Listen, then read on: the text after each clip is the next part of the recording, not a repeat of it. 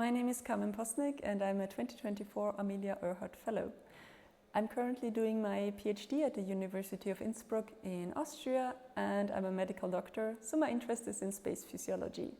And there I focus on how the blood flow to the brain and the eyes of astronauts is changing over time spent in microgravity. We have seen that over time, blood flow to the brain is actually decreasing in space. Now this could possibly be a problem because less blood flow to the brain might also mean less oxygen to the brain, and this could have negative implications on the cognitive functions of astronauts. In addition, we're also looking at blood flow inside the eyes because it's quite a recent phenomenon that we found out that astronauts get farsighted the longer they spend in space. And we don't actually know why this is happening. There are some changes in the anatomy of the eyes. The eyeball gets flatter, the back of the eye is swelling, but we don't actually know what is causing this, and we don't know whether at some point there's a stop or whether this gets just worse and worse, so that astronauts arriving at Mars maybe don't see anything anymore at all. So in Innsbruck, we're not actually looking at real astronauts, but we are simulating microgravity on Earth by the use of bed rest studies. So my participants, they lie in bed for 2 days. They're not allowed to stand up for any reason.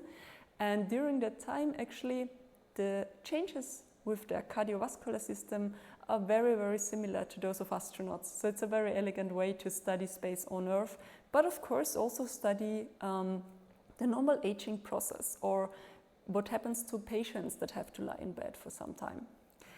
Now, during the time of bed rest, we are using ultrasonography to look at changes in blood flow to the brain and inside the eyes, but we are also applying countermeasures such as exercise or infusions to try to mitigate those problems.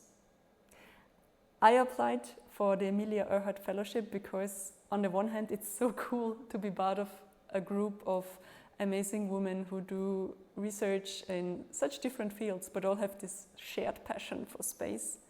And of course, this fellowship also allows me to go to conferences to present my research in front of international scientists and discuss my results and how to improve. And also because as a young girl, I would have been so excited to see a list of biographies of young female researchers with this passion for space and realize what is actually possible also for myself.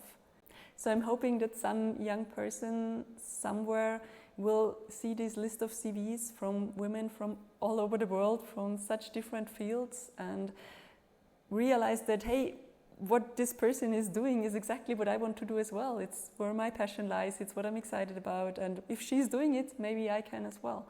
I think it is really important. It makes a big difference to have a role model, and I'm hoping to be a part of inspiration for those young people, to make them realize that with the right motivation, the right education and perseverance, they can be a part of this next big step. They can contribute to space exploration, maybe help us get to Mars and beyond.